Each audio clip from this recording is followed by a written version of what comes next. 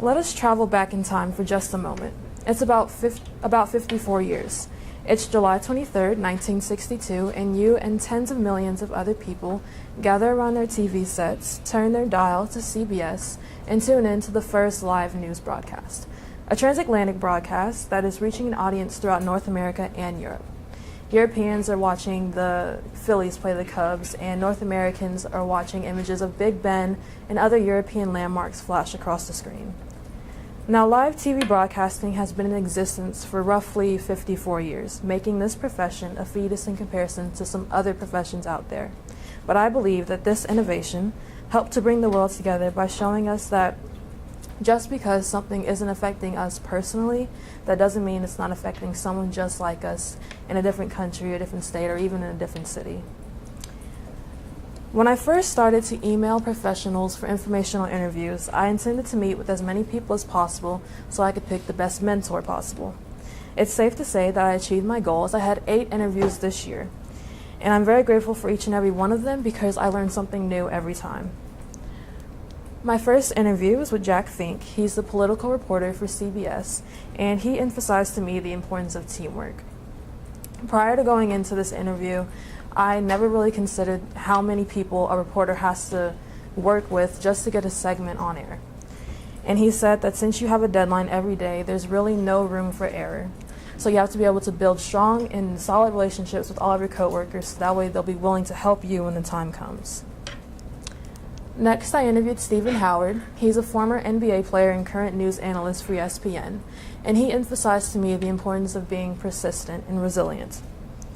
And he also gave me a new perspective to the industry by showing me the sports side.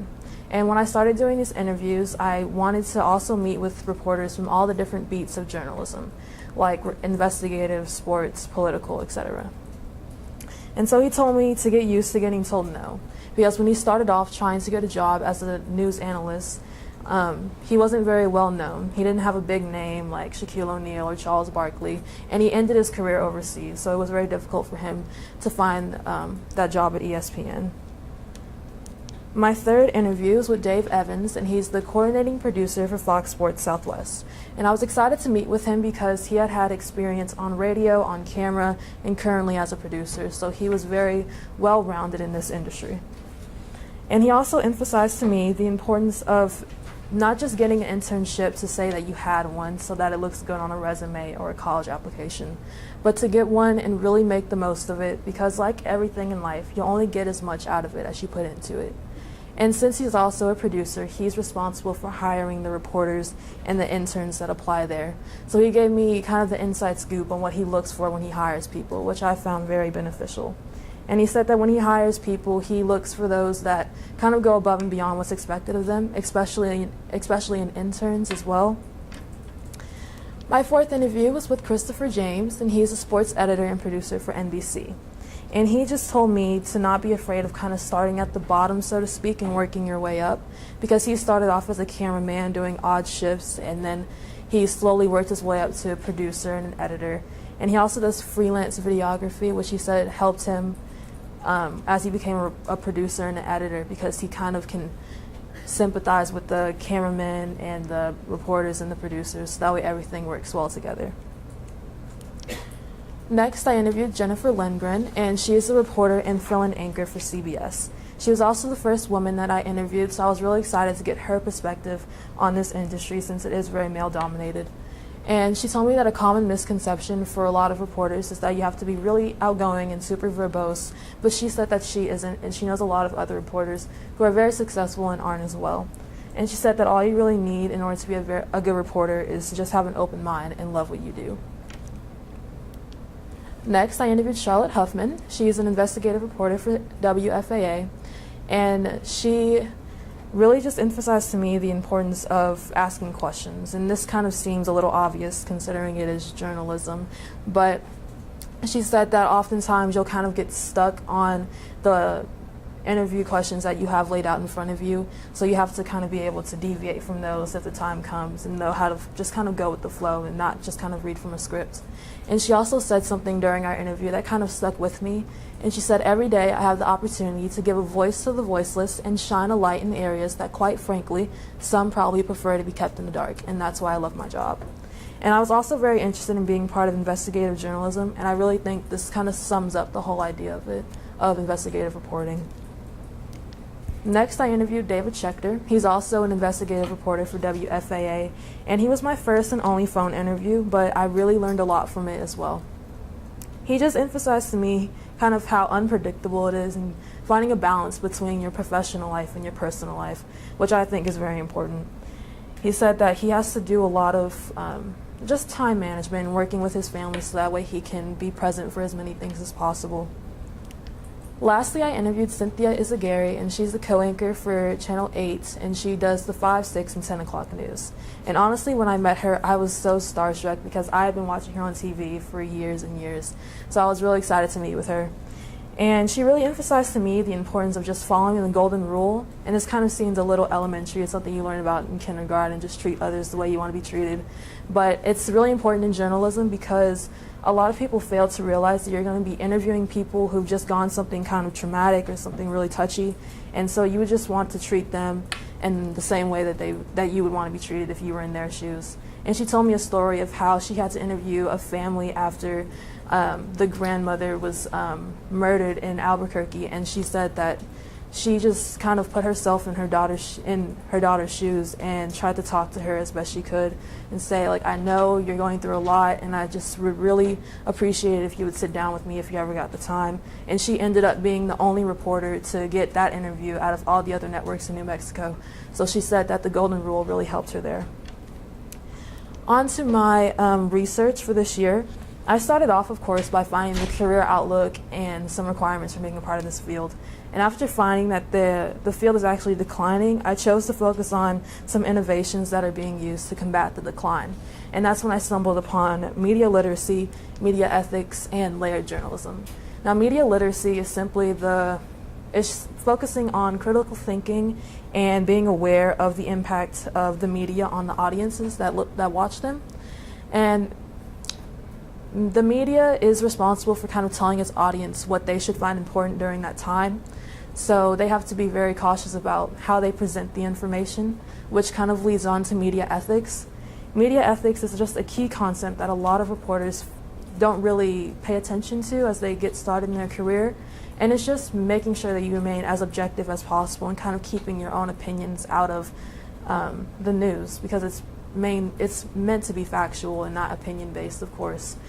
And there's a lot of reporters that we probably all know about that have gotten a lot of trouble for kind of giving their own opinions when they weren't really needed. So that's just a very important concept to understand. On to layered journalism. It's just combining social media with kind of the traditional reporter's like lifestyle. Because prior to the rise of social media, the reporters were the main ones gathering the information and relaying it to the audiences watching. So it's very important that now with social media, fact-checking, of course, is very important, because a lot of the times on Twitter and Facebook and other social media platforms, we'll see photoshopped pictures or doctored up stories that weren't really true. And if a reporter were just to take that and run with it, they'd get in a lot of trouble and they'd most likely get fired for reporting something that was false. But it's also very good in helping to get news a little bit faster than before, because now if you do fact check social media reports, you can kind of get more of the inside scoop a little bit quicker. On to my original work. My original work project was focused on just gathering some research for my final project and kind of laying a foundation for me to build upon as the year progressed. So by the end of creating my original work, I had analyzed the CPS, the Department of Protective and Family Services, created an interview and an introduction for my future final project. And I came up with the idea of showcasing the effects of foster care on foster children and kind of comparing their experience to the experience of a caseworker, which I'll touch on later in my final project. But the interview that I created with a 19-year-old girl from City House, she kind of told me her story and the effects that foster care had on her and her sibling, and the the terrible things that she went through after she aged out and how difficult it was for her to get back on her feet. And so I think that that video alone kind of shows a perspective to foster care, but just not the whole perspective. So I planned to build upon that for my final project. But not only did this project help me for the rest of the year, it is also available for other people to watch and kind of learn about a little bit of the foster care story that not a lot of people know about. I had to complete my original work this year without the help of a mentor, but I'm actually very glad that it turned out that way because I can kind of compare that interview that I created for my original work to my interview for my final project. My mentorship experience this year has been very exciting. I wanted Cynthia to be my mentor because we had a lot of common interests. She does a lot of work with foster children, and it just kind of worked out that we just aligned in that way, and that just really helped me with my whole ISM journey and my final project. I've had the opportunity to go on a lot of on-site interviews with Mrs. Izagari, and most of them are Wednesday's Child shoots. Wednesday's Child is a segment that airs every Wednesday about a foster child and just highlighting them and kind of showing a little bit more about them, so that way the audience will hopefully adopt the child and give them a forever home. So it's a really great and rewarding project to be a part of. And most of these interviews take place at places the kids will enjoy, so they kind of get to have fun and do something a little different outside of the normal routine that they have. And being a part of it's a really great experience. A lot of them are at Legoland or David Buster's or American Girl Store, and the kids really love it, and it's really fun. I was also featured in one of the segments. I was playing basketball with a girl at David Buster's, so that was pretty fun as well. Along with that, I've met Troy Aikman at an interview early on in my ISM journey, and I also met an anchor from every major news station in DFW. I've met Doug Dunbar from Channel 11, Meredith Land from Channel 5, and Clarice Tinsley from Fox 4. And that whole day was just extremely incredible. I was very privileged to be a part of it. Along with that, I was also allowed to attend Channel 8's rebranding party, which was something that was historical in Channel 8's entire history here in Dallas. So I was really privileged to be a part of it. It was just a party kind of revamping their whole attitude about WFAA and kind of giving the employees something to focus on when they create their stories. So it was really great to be a part of. On to my final project. My final project was simply just an extension of my original work because I had already laid the foundation for it, so I just kind of built upon it as I started to work on this project. My project was to take an interview from a 19-year-old girl named Stephanie and then compare it to an interview with a caseworker from CPS. So you can kind of see the two sides of their stories and kind of see the perspective of someone in foster care and someone who kind of helps the foster children go along with the whole system. And it just took a lot of time to plan and organize because scheduling the interviews with my schedule and their schedule in mind was very difficult, but overall I'm glad that it turned out the way it did. I talked to people at TRAC, the Transition Resource and Action Center in Dallas, along with people at the Ebby House and other organizations that help foster children after they age out. And I wanted to really show both perspectives like I mentioned earlier, so that way the audience can kind of draw their own conclusion and not just base their conclusions off of one story from a child in foster care. And some of the information that propelled me to tackle this project that I found out about while initially researching it at the beginning of starting my final project included the fact that most children who reach 18 and age out of foster care end up homeless, in prison. They suffer from substance abuse problems, mental illnesses. Most of them don't graduate high school, and the majority of them don't even go to college. So that was something that really stood out to me.